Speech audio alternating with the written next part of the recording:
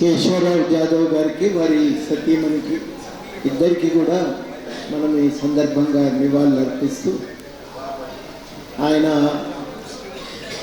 ఒక రెబెల్ అని చెప్పచ్చు, మనం ఇంగ్లీష్ పదం కరెక్ట్గా వాడాలంటే ఒక తిరుగుబాటు తత్వం. ఆయన ఎక్కడ అధికారం పెత్తనం ఉంటుందో అక్కడ ఆయన తిరుగుబాటు చేశారు. ఇక దానికి గీతలు లేవు, భయాలు లేవు. అందుకని నిరంతరం ఒక మాట అంటుండేది, నేను ఇందిరాగాంధీ మీద పోటీ చేసిన వాడిని, నన్ను ఏమనుకుంటున్నావు అని తనంతానుగా రకంగా నిర్వచించుకునేది. కానీ మాకు 2 విషయాలు బాగా గుర్తుకుండేవి, చెప్తాను. 3 విషయాలు వాస్తవానికి. మొదటిది, పాత బస్తీలో 80-90 దశకంలో విపరీతంగా మతకల్లోలాలు చెలరేగినాయి. ఆ మతకల్లోలాలు చెలరేగినప్పుడు వాటిని ఆపటానికి ఆయన చేసిన కృషి చాలా గొప్పది. కొన్ని వందల గ్రూప్ మీటింగ్స్కి ఏర్పాటు చేసినారు. 20 మంది, 30 మంది, 40 మందితో మీటింగ్స్ జరిగాయి. కొన్ని లక్షల కరపత్రాలు పంచి ఉంటాం చార్మినార్ దగ్గర, ఇతర పాత బస్తీలోని వాడవాడల్లో తిరిగి కొన్ని వేల లక్షల కరపత్రాలు పంచి ఉంటాం. అనేక సార్లు దానికి వ్యతిరేకంగా ఒక ప్రచారోద్యమాన్ని నిర్వహించి ర్యాలీలు తీసి మొత్తానికి మత కల్లోలాలకు పాల్పడితే రాజకీయంగా నష్టం జరుగుతుందనేటువంటి అభిప్రాయాన్ని సృష్టించగలిగాం. అది మామూలు విషయం కాదు. ఒక సందర్భం, ఆయన హైదరాబాద్ పాత బస్తీ నుంచి చెవెళ్ళ నుంచి అప్పుడు ఎంపీగా ఉన్నాడు. ఆ కాన్స్టిట్యుయెన్సీ పాత బస్తీ నుంచి అక్కడ తాండూరు దాకా ఉండే. ఊరూరుకు మీటింగులు పెడితే ఎక్కడ పోయినా మీటింగు 3000-4000 వచ్చాయి. అన్నీ అయిపోయి లాస్ట్కి తిరిగి వస్తుంటే అంత బాగానే ఉంది, కానీ ఓట్లయితే రావు, కింద ఓటేయించేటోళ్ళు మనకు లేరు కదా. నిజంగానే 3000-4000 వచ్చినాయి. కానీ ఎప్పుడు కూడా కుంగిపోలే. ఆయన అవసరం అనుకున్నాడు. ఆ మీటింగ్ల ప్రభావం చాలా గొప్పగా ఉంది. ప్రత్యేకించి పాత బస్తీలో అప్పుడు ఒక కళాకారుల బృందం ఢిల్లీ నుంచి వచ్చింది. ఆయన పేరు మన ఇస్లాంగా. వాళ్ళు మొత్తము పురాణాపూర్ నుంచి చార్మినార్ దాకా పాటలు పాడుకుంటా ప్రచారం చేస్తారు. చాలా అద్భుతమైన ప్రచారం. ముస్లిం మహిళలు తన బొడ్లో దాచుకున్న పైసలు తీసి 5-10 ఇచ్చిపోయింది వాళ్ళు.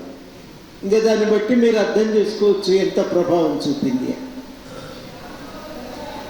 96లో మందిర్ మసీద్ పంచాయతీ అప్పుడు ఆయన ఆ పంచాయతీని ఎట్లా ఎదుర్కోవాలనే దాంట్లో చాలా గొప్ప పాత్ర ఆయన. మేమంతా కూడా అక్కడ మందిర్ ఉందో మసీదు ఉందో తెలియదు, ఆర్కియలాజికల్గా అక్కడ మందిరం ఉంది అని ఆనవాళ్ళు లేవు అని మేమంతా వాదిస్తే, ఉందని రుజువైతే ఇస్తావా అని అడిగింది నన్ను. ఉందని రుజువైతే ఇస్తావా? పంచాయతీ అది కాదు, ఉందా లేదా అనే పంచాయతీకి మీరెందుకు పోతున్నారు? ఆ పంచాయతీలో పోకండి. ఉన్నా లేకున్నా అది ప్రజల ఆస్తి, ప్రజల వారసత్వంగా మిగిలిపోవాలని చెప్దాం మనము. ఆ పంచాయతీలోకి మీరు పోకండి అని చెప్పి ఆయన గట్టిగా హెచ్చరికలు చేసి, అప్పుడు మేము చాలా ఊళ్ళల్లో ఘర్షణలు జరిగిన చోట మేము పోయి పరిస్థితిని అధ్యయనం చేసి వస్తుండే. శంకర్పల్లిలో గద్దర్ వచ్చినప్పుడు పెద్ద కార్యక్రమం జరిగింది. ఆడ అంగడి జరుగుతుండే, అంగడిలో కరపత్రాలు పంచి కార్యక్రమం చేసి చాలా అద్భుతమైన ప్రచారం.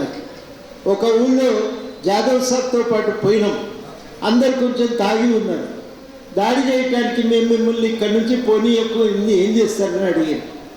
నువ్వెట్లా ఆపుతావు నాకు తెలిస్తే, నువ్వు ఆపితేనే నేను కూర్చోటానికి సిద్ధంగా ఉన్నానా ఏంది, ఆపు చూద్దామని అన్నాడు. అంటే ఆ హెచ్చరిక చేయటం వేరే వల్ల సాధ్యం కాదు.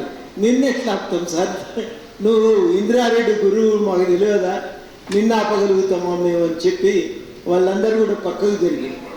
అట్లాంటి ఒక ఆయన ధైర్యం ఉండేది ఆయనకి. ఏమాత్రం వెనుక ముందు లేదు, సాహసోపేతంగా ముందు పడే. రెండోది ఏంటంటే, కరువు వచ్చి తిండికి జనం ఇబ్బంది పడుతున్నప్పుడు మనిషి విలవిల్లాడిపోయేది.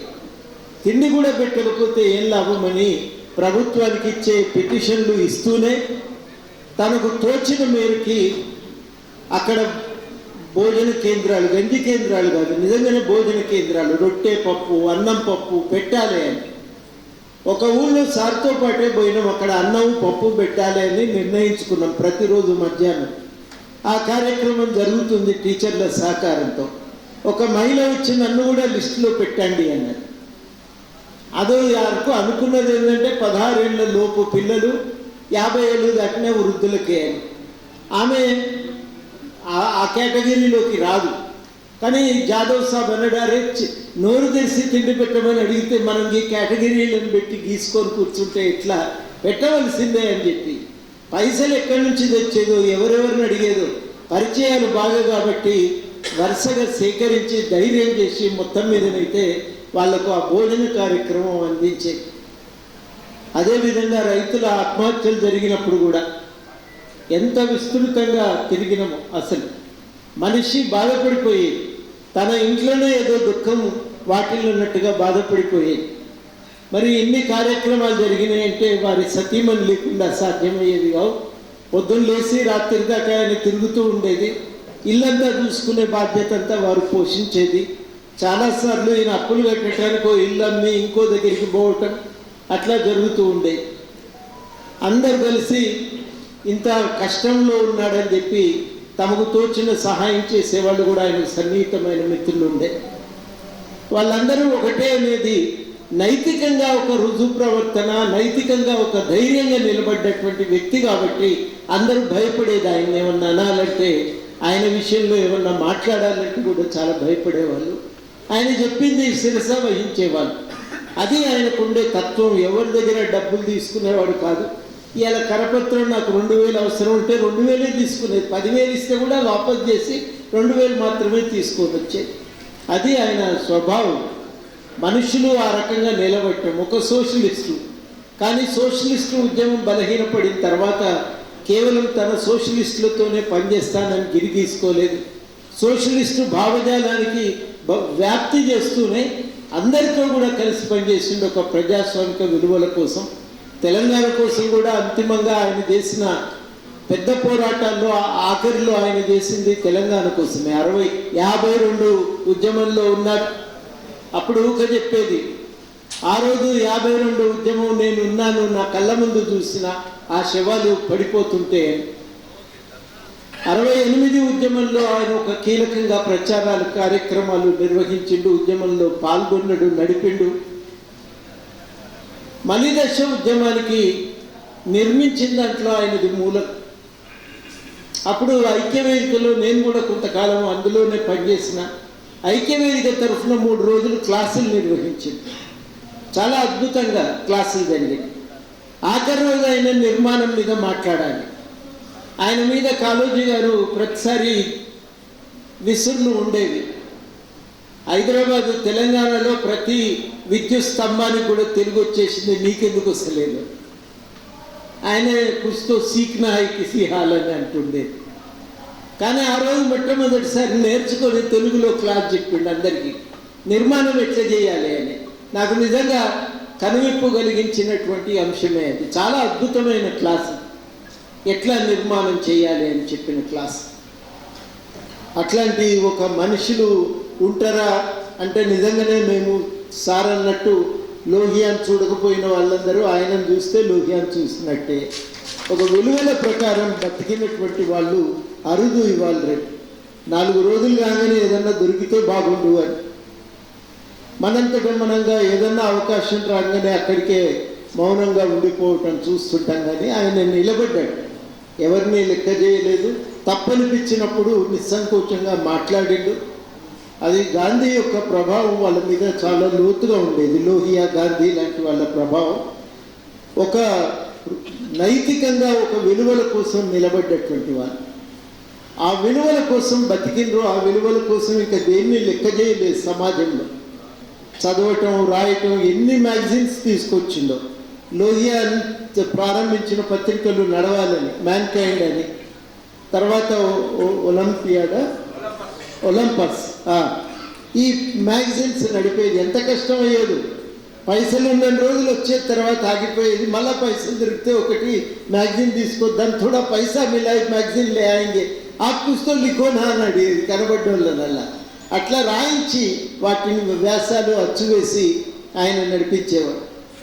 చాలా ఒక మనుషులు నిజంగా మనకు ఒక చూస్తే మనకు ఒక మానసికంగా ధైర్యం ఒకటి ఉన్నారు కదా, ఏదన్నా మనకు అండగా ఉంటారు అనేటువంటి ధైర్యం ఒకటి.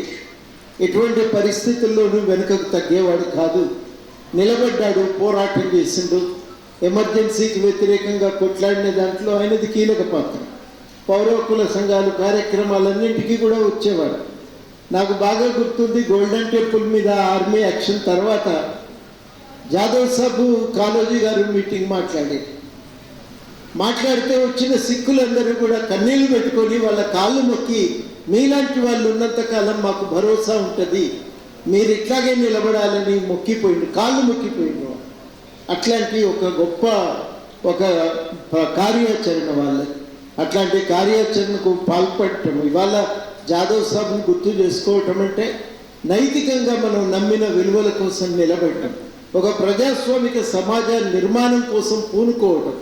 ఎక్కడ అధికారం తప్పు చేసినా అది ఏ రూపంలో ఉన్న అధికారానికి వ్యతిరేకంగా మనం ఆ గొంతు విప్పటం, ఇది ఆయన నుంచి నేర్చుకోవలసింది. ఒక సోషలిస్టు ఆ విలువలను ప్రతి చోట తాను ఆచరణలో పెట్టిండు. నేను ఒక్కరినే ఉన్నాను అనుకోలేదు, నువ్వు కలిస్తే నీతో కలిసి పనిచేసిండు.